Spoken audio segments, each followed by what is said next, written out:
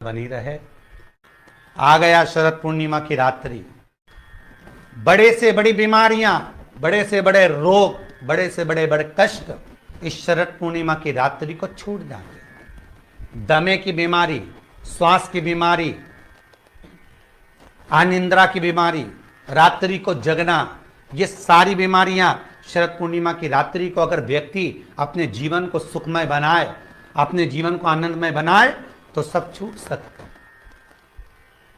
शरद पूर्णिमा की रात्रि को पीपल के पत्ते 5 लेकर उसके ऊपर खीर डालकर रात्रि को खा लेने से महाराज दमे की बीमारी, श्वास की बीमारी रुक जाती है।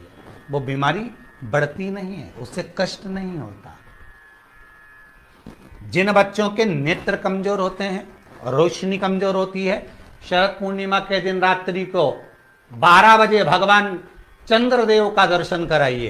5 से 7 मिनट तक नयन मिलाएं चंद्रदेव के साथ और बाद में एक पीपल के पत्ते पर खीर जो चंद्र के नीचे रखी हुई है उसी खीर को चटा दीजिए। फिर चंद्र का दर्शन कराओ, फिर खीर को चटा दीजिए। महाराज नयन की ज्योति बढ़ती है, नींद नहीं आती तो निंद्रा देवी प्रवेश करती है, निंद्रा अच्छी आती है, आनंदित होता है।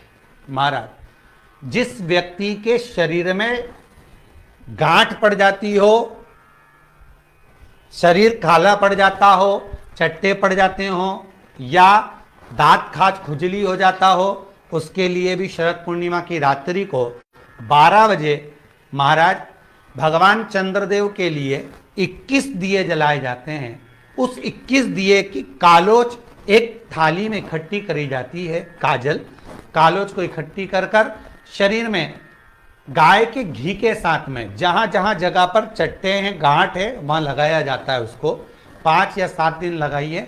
उसके बाद में रोज प्रतिदिन लगाने के आधे घंटे बाद स्नान कर लीजिए, आराम लगना प्रारंभ हो जाता है। महाराज आज शरद पूर्णिमा की रात्रि से लेकर कार्तिक पूर्णिमा की रात्रि के बीच में जो दामोदर भगवान का, कृष्ण का, शिव का मंगल आनंद करेगा, अभिषेक करेगा, पूजन करेगा, स्मरण करेगा, उसके सारे दुख दरिद्र दूर हो जाएंगे। रात्रि को आप बड़े प्रेम से खीर बनाओ, चंद्रदेव की साक्षी में रखो, भोग लगाओ भगवान श्री हरि को।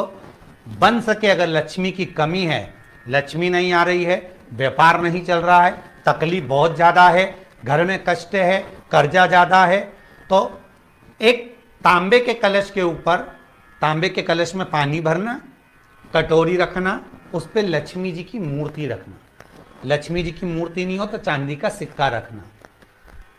उसके सम्मुख में आप 31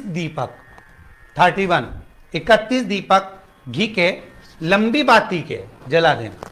महाराज एक एक कमल गट्टा उस 31 दिए के अंदर डाल देना और लक्ष्मी जी का पूजन करना, लक्ष्मी जी का स्मरण करना, खीर का भोग लगाना, पान के पत्ते पर खीर रखना, 5 पत्ते पर खीर का भोग लगाना और माता लक्ष्मी से विनती करना। सुबेरे 4 बजे तक वो रखे रहने देना, सुबह 4 बजे वो उठाना, लक्ष्मी को वापिस तिजोरी में या सिक्का हो तो उसको अलमारी में रख देना। जो खीर बनी है वो प्रसाद के रूप में सुबह 8 बजे, 10 बजे, 9 बजे जब खाना हो प्रेम से खाना। माता जो दिए लगाए हैं वो ठंडे हो गए होंगे, उनको रखे रहने देना, बाद में काम आते रहेंगे, या दिए विसर्जन करना हो तो आपकी मर्जी है। पर वो मट्टी के दिए लगेंगे, आटे के दिए नहीं लगेंगे, मट्टी के दीप लगाना है आपको। 31 घी के दिए लगाना है। लक्ष्मी जी का पूजन करो, कंकु, चावल, हल्दी, मोली से सब तरह से। शरद पूर्णिमा की रात्रि को सुख मिलेगा, आनंद मिलेगा, लक्ष्मी की वृद्धि होगी, कार्य सिद्धि होगी।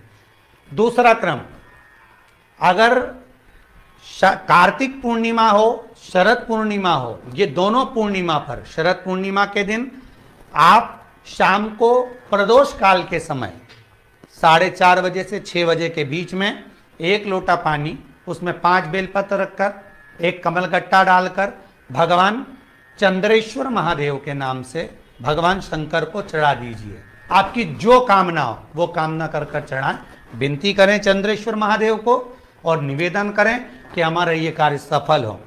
केवल शरद पूर्णिमा के दिन चढ़ाइए, कार्तिक पूर्णिमा तक क्या फल मिलता है हमको जरूर बता। आज भी शरद पूर्णिमा की रात्रि को और कार्तिक पूर्णिमा की रात्रि को गर्भवती नारी अपनी नाभि पर यदि चंद्र की दृष्टि पड़वा लेती है तो बच्चा विकलांग पैदा नहीं होता है। गर्भ से जो बालक होगा श्रेष्ठ होगा, विद्वान होगा, चतुर होगा, पढ़ने में होशियार होगा, क्योंकि ये चंद्र की किरणें जब समुद्र में उछाल ला सकती हैं तो आपके जीवन में भी तरक्की ला सकती है, उछाल ला सकती है। काया में, शरीर के अंदर, काया के अंतर्गत कितना भी रोग, कितना भी रोग,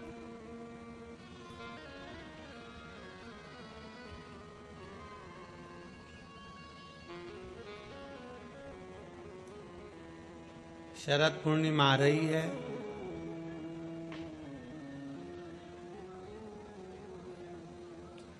सोलह तारीख के रात्रि के समय पर, शाम का समय हो, प्रदोष काल का समय हो, अगर डॉक्टर ने कह दिया कि शरीर में ये रोग है और ये रोग जाने वाला नहीं है, ये रोग समाप्त होने वाला नहीं,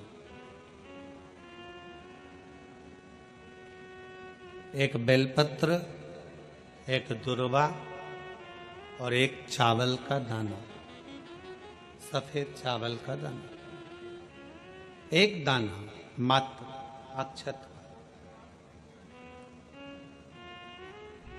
सोमेश्वर भगवान शंकर के नाम का उच्चारण कर कर, जरा ध्यान देंगे सभी लोग। जैसे ये शिवलिंग है, ये जलाधारी है, और ये जलाधारी के सामने से जो जल बहता है, गणेश जी, कार्तिकेय और अशोक सुंदरी का जो स्थान बीच में है, शिवलिंग का जो जल बहकर नीचे की ओर आता है, यहाँ जो जगह होती है, आप लोग आस्था चैनल के माध्यम से आप इसका स्मरण कर सकते हैं, और दूर दूर अगर दिखाई नहीं दे रहा हो तो आप उसको बाद में चैनल पर, कथा के बाद में आप लोग आस्था चैनल खोलकर या यूट्यूब पर उस कथा के अंतर्गत आप उसको देख सकते हैं। ये शिवलिंग जलाधारी, जल बहने का स्थान, ये शिवलिंग के सामने जो स्थान होता है, यहाँ से पानी चढ़ाते हैं तो बहकर जो नीचे आता है, जितना मोटा ये जलाधारी का स्थान होता है, इसी स्थान पर एक चावल का दाना, एक दुर्वा, एक बेलपत्र खड़ी की खड़ी यहां समर्पित करें। बेलपत्री का डंडी का मुख नीचे हो, बड़े पत्ती का मुख ऊपर की ओर, दुर्वा का भाग ऊपर की ओर हो, चावल का एक दाना यहां समर्पित कर दें, और बाबा देव अधिदेव महादेव को यहाँ समर्पित करने के बाद सोमेश्वर महादेव का श्री शिवाय नमस्तुभ्यम का स्मरण कर कर अपने रोग, जो भी बीमारी है उसका स्मरण कर कर बाबा से प्रार्थना करें।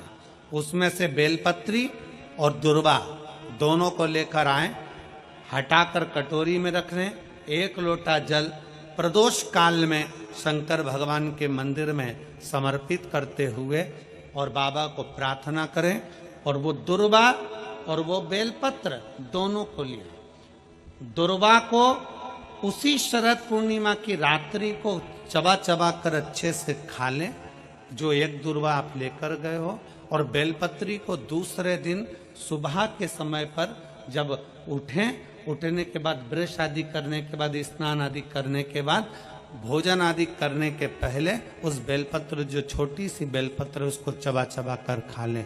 कैसा भी रोग है उसका 15 दिन बाद जांच वापिस कराएं, धीरे धीरे उस रोग में आराम लगना प्रारंभ हो जाए। कैसा भी रोग।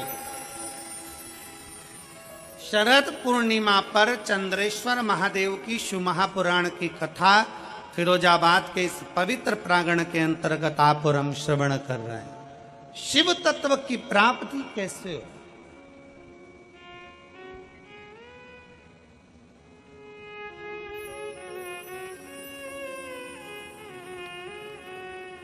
हम भगवान उग्रदानी से कैसे अपने संबंध जोड़ सकते हैं, हम शंकर भगवान को कैसे अपने